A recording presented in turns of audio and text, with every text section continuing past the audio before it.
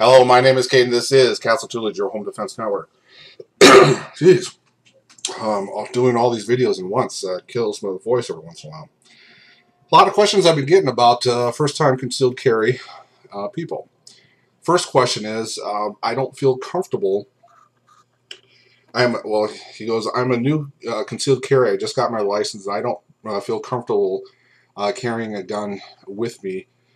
Concealed carry in a holster.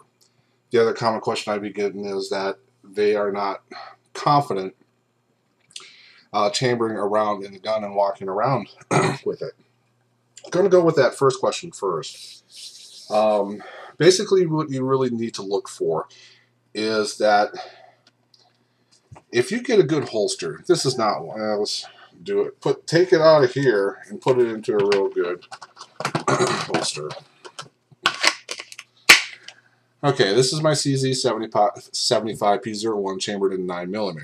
Okay, this is a compact version of it. In my Phobos fitted paddleboard, you just slip it on over your belt holster. Okay, what you need to do is you need to look right here. It needs to protect your trigger guard. Make sure it doesn't fall out when it's tipped over and that it is held nice and close to your body. If those three conditions are met with a good gun belt, don't buy something from Walmart and expect it to work. Those four options are together. It is not going to be a big deal for you. What you need to do is a little bit more training, a little bit more exposure. All that does is it's going to be coming from experience and training. Exposure. Best thing to do, carry around your house. Get confident with it. You know, strap on a gun, unloaded, walk around the house. All right, that's the first thing that you really need to do. Now let's go to the next guy because it's basically a half non-step farther than the first question. Don't feel comfortable with around being chambered. Some people think that they're actually going to be able to take out the gun. Make sure this doesn't have anything in it. It doesn't. Take out the gun, and let's get this out of here. Take your gun out of the holster. Drop the hammer. Take the gun out of the holster. You see the threat. The guy's already putting a gun on you.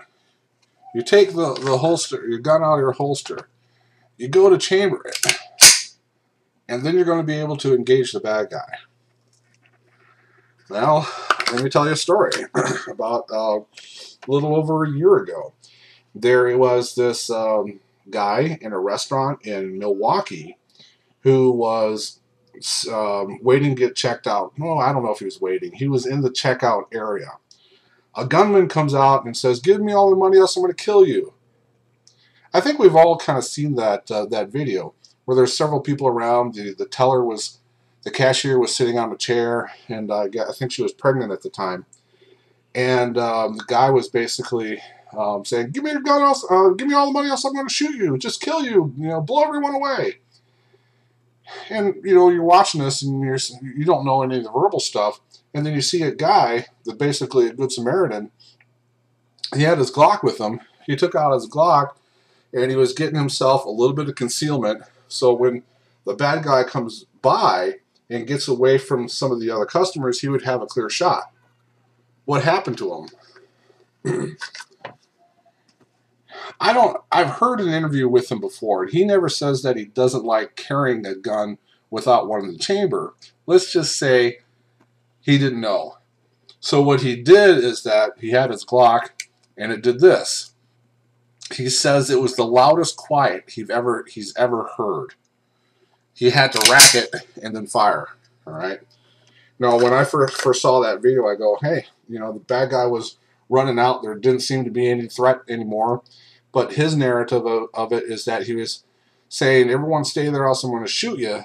He was still in that zone where he was thinking that he was afraid for his life or great bodily harm, and he shot twice. I think one hit the leg. The backstory to that is that He was, I believe, 27 years old. He was part black, part Hispanic, and then converted to Muslim in 1995. And I guess the FBI raided his house after that also because they wanted to see if he was some kind of a radical Muslim. When you guys get into these events, if you guys get into these events, you're going to become a target. You guys are going to become a target. And if you have all this glorifying gun crap in your house, and if you're wearing, you know, Glock t-shirts like some of these people on YouTube, you know, Coolio Noor, I absolutely love the guy, but he's always wearing some kind of Second Amendment garb, gun glorifying. And if he ever gets into a, and he's a lawyer too, which, you know, boggles the mind. They're going to be picturing him glorifying the guns and wanting to get into a life or death situation. But the real thing about it is, and I'm going to wrap this up because this next point is going to be very, very quick. If you do not feel confident in the fact of walking around in public with a bullet in the chamber, you are not ready to carry a gun in public and save your life. Plain and simple. You need more training, more exposure, and that's going to take money and time. Plain and simple. With the scenario, the story I gave before, that's what it needs to do. And after you guys get comfortable with having a gun in your holster and walking around and having one in the chamber, do the Walmart walk. I was told about the Walmart walk when I was going through CCW school in California. That's what I did. My first experience concealed carry is putting it on, going to Walmart and walking around and feel like everyone's looking at me. All right. Training, exposure, time, that will take care of it. It really will.